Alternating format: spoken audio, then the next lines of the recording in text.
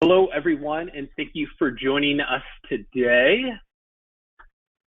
Welcome to part 3 of our 4-part Breakthrough 2020 webinar series brought to you by the Centro Institute. My name is Ryan Manchi. I lead the Centro Institute, and I am your host for today.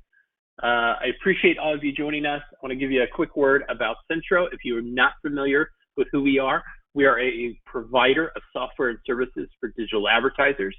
Our technology is designed to boost media team and business performance by enabling advertisers to plan, buy, and analyze their campaigns all on a centralized and collaborative system that we call Basis. We have an amazing team of more than 750 media specialists, programmatic prodigies, operations wizards, account leaders, and all-around digital experts working across 44 offices to provide our clients with raving fan service at every stage of any campaign. Please note that this webinar is being recorded, and a recording and the slides that are presented will be shared with you. We'll have time for some questions at the end. Most of our webinars, if you joined us before, typically feature Centro subject matter experts talking about our takes on new innovations in the space. We are changing things up with this Breakthrough 2020 series by actually featuring leaders of Centro's clients on how they're breaking through 2020. And so today, on July 1st, to say that travel and tourism has been challenged is quite a bit of an understatement. But we're seeing smart marketers finding ways to promote their destinations safely and with a focus on recovery. So we will hear from one agency and how they're leading those efforts in transforming travel. I'm excited to listen and learn, and I'm happy that you joined us. And joining us to be able to speak to that, our special guest expert today is Jay Salyers of Miles Partnership. He is SVP of Special Projects, where he focuses around developing product plans that match Miles travel and tourism clients' strategic objectives, aligning resources with the latest research-based trends, strategic partnerships, and fostering collaboration. So with that, I will be quiet. I will hand it over to Jay. Jay, thank you so much for joining us. It is yours. Thanks, Ryan. Really appreciate that introduction and appreciate everybody taking time out of your busy schedules to be with us today. We're going to look at how tourism businesses can respond and reopen as we come out of COVID-19. But before we do, just a brief intro of Miles Partnership. We are an agency 100% focused on travel and tourism, very specifically destination marketing organizations within travel and tourism. So that's local, state, national governments promoting travel to their destinations. We have 265 travel experts that wake up every day thinking about how to move those travelers around the destinations that we represent. They report into one of 9 regional offices that we have around the globe. We manage 90 plus travel brands on an annualized basis, as well as $40 million in media, about a quarter of which is programmatic. We are huge partners with Centro. We are advocates of the Basis platform. It's given us a tremendous amount of efficiency, and we continue to look for ways to be smarter as we continue to come out of COVID as an agency. Our brief agenda you can see on the screen.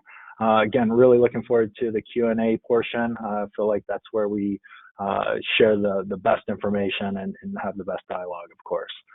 Starting with the tourism industry landscape, just to give everybody some perspective on what we're dealing with as an industry. If you go to our website, milespartnership.com, we have a link that talks about how to navigate this crisis. We have a tremendous amount of data partners that we've aggregated information from. Not surprisingly, health is the primary driver of this recovery. The U.S. recovery is really going to start with road trips. So that's where our clients are focused, is in that drive radius. Of course, U.S. travelers are going to remain cautious. Building confidence is going to start with locals. That's certainly something that's going to create a challenge for our destination marketing clients. Again, not surprisingly, dining, shopping, and the outdoors are going to be key to this recovery, as is promotion to younger travelers who are showing the most excitement, perhaps some would say too much excitement, as we're coming out of this recovery.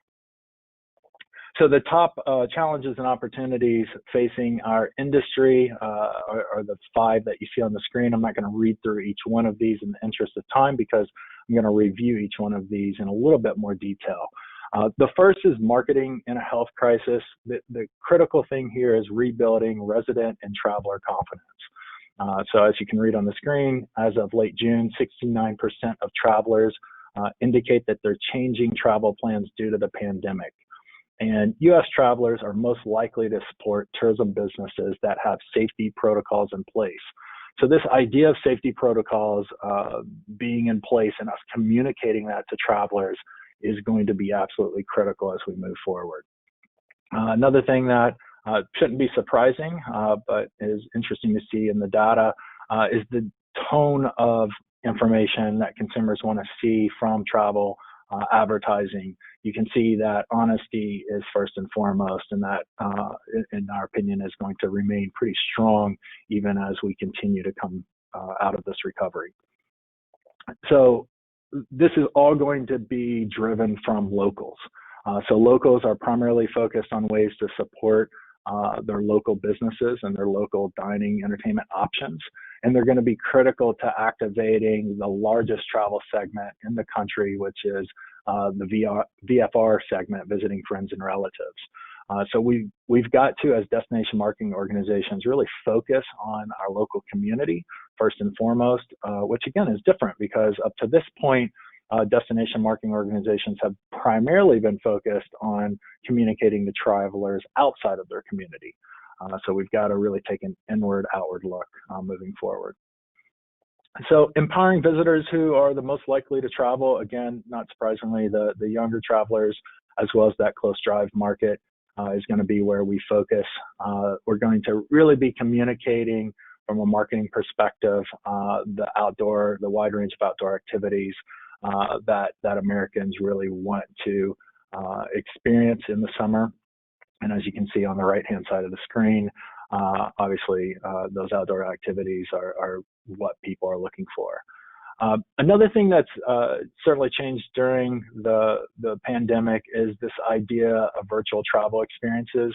And this is really being driven because more U.S. travelers are saying that they're going to do extra planning before they travel in this environment. And so, giving consumers, travelers, an idea of what experience that they're going to have before they get there is going to become even more critical. So we've seen sort of the virtual reality market taking off in a number of different advertising environments. It's certainly true in travel and tourism.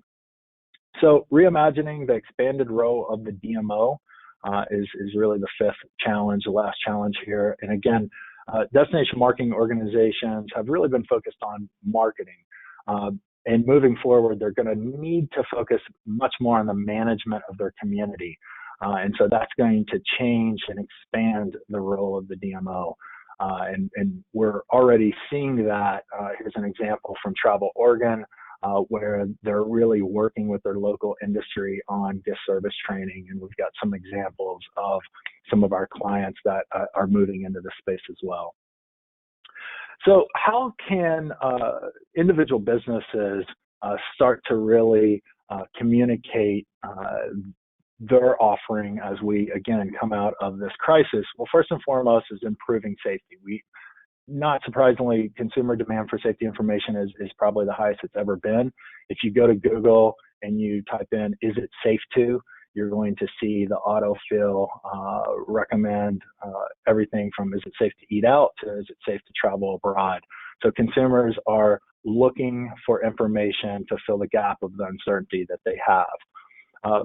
Destination Analyst, which is a partner of ours out in San Francisco that does a lot of work researching travel, has demonstrated that, consumers are going to be researching how their destination is managing the COVID-19 situation before they pull the trigger and make those travel plans. And so we're going to have to communicate this in a much stronger way. Again, sounds somewhat repetitive here, but consumers, travelers, they want to support small businesses, local businesses first. And again, this is showing up in Google Trends and the data that you see on the screen. So our goal is really to find the sweet spot between customers that are concerned, travelers that are concerned as it pertains to their safety, and their desire to really support their local businesses. And ways that we've done that is through work with Division of Small Businesses and Division of Public Health. Here in Delaware is the example you see on the screen, where we developed a checklist that small businesses could go onto the Division of Small Business website, download. Once they downloaded the checklist, implemented the 10 requirements, sent back proof that they'd implemented those 10 requirements, then they would receive a free window sticker for their storefront entrance to help communicate that commitment to safety to their consumers. We also developed with Delaware summer safely messaging, so how to summer safely in the state of Delaware, and having this information readily available, not only pre-trip, but also when people arrive in the destination. So sharing information isn't just about sharing information with travelers and consumers. Of course, that's important, but it's also about sharing information with your local industry. Again, sticking with the case study of Delaware, the Delaware Tourism Office offered for free a local marketing academy, which was really just an online resource of digital marketing intelligence that small businesses could take advantage of and ensure that they were maximizing their digital readiness for when visitors were ready to return. A big part of this was communicating to those small businesses they needed to think outside of their own channels, so not limiting communication to just their website, email programs, and social programs, but also thinking about those third-party resources that customers often go to first, like Google, Yelp, TripAdvisor, and the free tools that these third-party resources have as it pertains to COVID-19. Each one has very specific COVID-19 update capabilities. This is an example of Google My Business and how it would work and how posts could be taken advantage of on GMB. Of course, Yelp has a very similar advisory, COVID-19 advisory alert, where you can customize that message to your consumers. And of course, TripAdvisor, changing the information on tourism businesses, listing information on this platform, making sure that you're communicating staff hygiene practices and other details as it pertains to safety. Last, certainly not least, is making sure that we are continuing to focus in on the consumers that are of the highest value to us, which is our repeat travelers. And how we do that is making sure that we're capitalizing and connecting with them on our own channels. So this would be our website, social media channels, or e-newsletter subscribers, communicating with them frequently, honestly, as well as with up-to-date information as it pertains to the pandemic in that destination. So we've developed a social media framework that we have executed in a number of different destinations. And again, we've put this into buckets, informing, communicating, and evolving that information. It's a really good time to build community across social channels. And this simple framework allows us to do that in a really methodical way. Last, certainly not least, is the ability to be creative. And I think if there's one thing that we can count on in all of this, it's that the situation around safety is going to continue to evolve. So it's important to update our audience about what the business is doing to address these concerns. We need to do that in a number of the ways that we just discussed. Although the information is incredibly serious and necessary, it doesn't have to be heavy and somber. There's opportunities to get creative. One example of that is what you see on the screen from Gatorland in Orlando. In it, they introduced their social distancing skunk ape mascot as a really more lighthearted, authentic way to share what they were doing around safety. The video picked up a ton of earned media Obviously, you can see here from CNN, Huffington Post, and it had a tremendous amount of high engagement from video views on Facebook. So it's a solid example of how you can stay true to the character of your organization, your brand, and have a little bit of fun with the information that you're sharing. So the key takeaways, be proactive in addressing concerns, leverage national, state, local resources to implement protocols and communicate those protocols to your customers. Communicating modified operations and safety improvements through your own channels, as well as those third-party platforms like Google, Yelp, and TripAdvisor. And of course, be authentic. Maintain your brand voice while taking into consideration consumers' current mental and emotional state. So I know I went through that relatively fast, but hopefully some folks got some good practical tips on steps you can take as you continue to work either on your own business or on businesses that you work for as an agency. Happy to take any questions that anyone may have at this point. Just type them into the Q&A and we will go from there.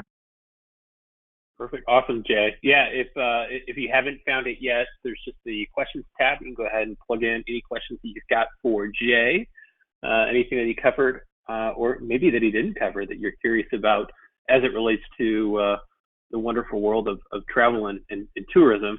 I'm interested, before I jump into some of the audience questions, Jay, I love the idea of kind of the three-step approach of, inform, communicate, evolve. Can you talk a little bit about maybe how your team has accelerated some of those efforts to kind of target and message at that local level? You're talking about the visiting friends and family type of thing, but also keeping that messaging up to date because things are changing every week, every day. Any thoughts there or recommendations, or you've seen some really good practice in place, particularly around the paid digital media? Yeah, I think it's a great question. Again, most of our clients are destination marketing organizations that really, before the pandemic, focused on communicating outside of their community. So, paid media and messaging that was reaching, potential visitors in neighboring states or neighboring cities. And what we've seen is obviously those media plans shift to be much more focused locally. Whether that is very specific to a city and marketing within that city through paid social or through digital, paid digital, or if it's, creating a drive market radius where you're still marketing a little bit outside of your own community, but, you're putting more messaging into the local market. So I think media plans have certainly changed. I also think that, our clients are looking for ways to work with some of the local agencies that are focused on communicating to locals like public health departments or small business administration departments, and how can destination marketing organizations get into those organizations and the list that they have to reach those local stakeholders. Love it. It's great. We've got a couple questions. We will be sharing the slides as well as a recording of the presentation, so no worries if you joined a little late or missed something. This question from Lisa out in, it sounds like, California. Jay, she says, we have 9 California DMOs and struggle with humor during this time. Some brands are fun and use humor already. Should we avoid during this time? I'm not sure if that's maybe some of the brands are not already using some humor, and should they incorporate that? Or I know you showed that one example of Skunk Ape, which is my new favorite. But thoughts on that of avoiding or incorporating that if brands are already fun and use humor already, or if they don't? I think it comes down to staying true to your brand voice and what you communicated before the pandemic and what people expected of your brand, again, before this crisis took place. I think if you were a really fun brand that was quirky, like Gatorland was and is, then, staying true to that brand and finding a creative way to talk about the seriousness of this issue is going to take a little more work, but it's important, again, if you're going to stay true to who you are. And so I think, if that is, what the destination's personality has been communicated as, again, I think working harder to figure out a way to do that while also communicating the seriousness of the crisis is important. We've seen this play out in a number of destinations. We've seen destinations do jingles that are animated and somewhat tongue-in-cheek, tied to the crisis and tied to what we're talking about from a safety standpoint, while also getting across those safety measures. So I do think it's possible to do both. It just probably takes a little bit more work. Got it. This question from Sally. She's asking about, I think maybe based on some of the research that you shared, especially early on, are some states perceived to be safer to travel than others? And I guess my follow-up would be, assuming that's a yes, how are you recommending, how is Miles recommending that to some of the different states, some of the different DMOs, based upon where it may or may not be safer? Yeah, we definitely see that playing out. The national news cycle certainly is not helping some states. And I think, that's why everyone is on a different path as it pertains to recovery. I can tell you some of our clients, in the Southeast have halted really, releasing the recovery efforts, if you will, because of the spike recently in cases and the reporting of that spike, in the national news media. So I think every destination is different. And I think how we're looking at it is, first and foremost, doing research. So working with our data partners and understanding how people are moving around communities in the target market that we're looking to influence. So if I'm, the state of Florida, and I'm looking to influence people from Washington, D.C., working with data partners to first and foremost understand, are people in D.C. already moving around the local community? And if so, perhaps it's time for me to start marketing in that destination and see if I can take advantage of people getting out and have them start visiting my state. The fly market is going to be difficult to impact early on, but we have to start sooner than later of communicating that we're open for business in a lot of the destinations we represent. And so again, understanding first and foremost how those local residents are moving around is going to give us an indicator if they're interested in thinking about travel. And doing direct research is obviously the best way to sort of gauge those target markets, but that's going to take the longest amount of time. So we really need to use those data providers to give us some short-term insight into what people are doing. Jay, do you know offhand? I would imagine it kind of varies by market and region, but research in how far people are willing to travel in car and via car travel. Yeah, right now, what we're seeing is a very close drive market radius of 4 to 6 hours. So most of the media plans that we're looking at, are very, very honed in on that sort of drive market radius. There's some states, obviously, again, I mentioned Florida, where they are a fly market destination, and North Florida is obviously different than South Florida.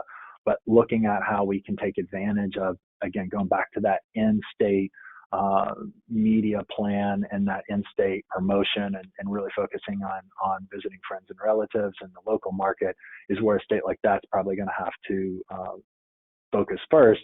Whereas a state like Pennsylvania, that is, within a 5-hour drive of probably 70+% of the U.S. population, that's a destination that can really focus in on that tighter drive market radius. Makes sense. A couple of questions here from Samantha and Andrew. I'm gonna try to merge them into one. But could you talk about the tools that Miles uses to be able to track visitation and kind of see if there's that pickup there? And then I think with that, how have you guys maybe revisited, kind of thought through what that maybe attribution window looks like given current circumstances. Sure. Well, we're partners with a number of different data providers, like Arrivalist in the destination marketing industry is a big data partner that allows us to see both how folks are traveling around, but also apply some attribution modeling to the people that end up in our destinations. So that's a partner that we work with. I think Uber Media is another great resource and opportunity to partner with someone that can really give you some good insights as it pertains to both attribution and how people are moving around. There's some new firms that are also starting. Entrata, again, in very specifically the destination marketing space, is starting to really ramp up their offering. It's a new organization that's looking to aggregate, data from Expedia, TripAdvisor, and other third-party platforms like that to give you a holistic view of how people are moving around in local communities, but also ending up in your destination. Where are they coming from? What messaging were they exposed to before they got there? So again, there's a number of those partners. We play well in the sandbox with everyone. And again, as I mentioned earlier in the presentation, if you go to our website, milespartnership.com, we do have a link at the top that talks about the crisis specifically and a lot of the data partners that we're working with. Longwoods International is a huge partner of ours. They're someone that's going to give you much more, I would say, valid research as it pertains to the broader spectrum of what impact you're having. That research is going to take a little bit longer to get, so it's not going to be as immediate because their process and the steps that they take are just much more, I would say, academic, and to ensure that the numbers that you're getting are exactly what you would want to report to a government official or to another stakeholder. So that's who we would use, a combination of sort of that more traditional approach to research, as well as some of the new technology data partners that exist out there. Got it. A couple questions about messaging, which I know you kind of talked through, and we touched on the idea of maybe incorporating some of the humor that's in there. This question from Andrew: how have you handled marketing a DMO when you aren't sure if a particular attraction or amenity will be open when a traveler visits? Should the messaging be more stripped down and generalized, or something else? Well, I think we've seen that play out in a number of destinations where, early on in the pandemic, you saw a bunch of cities as well as countries saying, we'll be here when you're ready, and putting out a message that was much more inspirational and not specific. And I think that's going to continue to be the approach that you see in a lot of destinations where it's just not possible to travel to. So, specifically, if you think through, marketing internationally, to drive travelers to the U.S., that's probably going to be where we start from a messaging standpoint, because right now you couldn't get it here even if you wanted to. And so I think that's step one. Step two is understanding who is open in your destination, working with those attractions and those tourism partners to perhaps have cooperative messaging that you can put out into the marketplace, so that it's very specific to what people can do and what they can expect if they show up in the destination.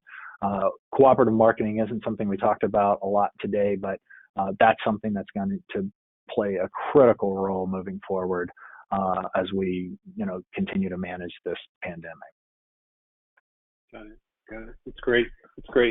One last question I'll put in, and we're not able to get to all these, but I'm interested just because it's a growing channel, a media channel, but thoughts about how CTV, connected TV, is factoring into the travel and tourism marketing, right now, and then also in the immediate future. Thoughts on that as a growing channel? Well, I think any channel that gives you the ability to more precisely target your audience is going to take precedent during times like this. Again, budgets are going to be shrinking because tax revenues are going to be going down because people aren't staying in hotels anymore. And we're going to see that across the board, from destinations in California to Florida.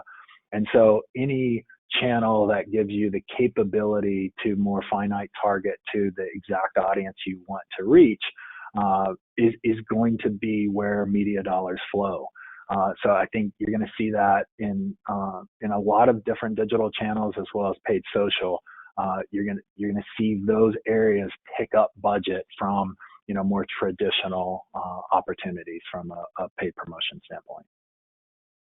Cool. Love it.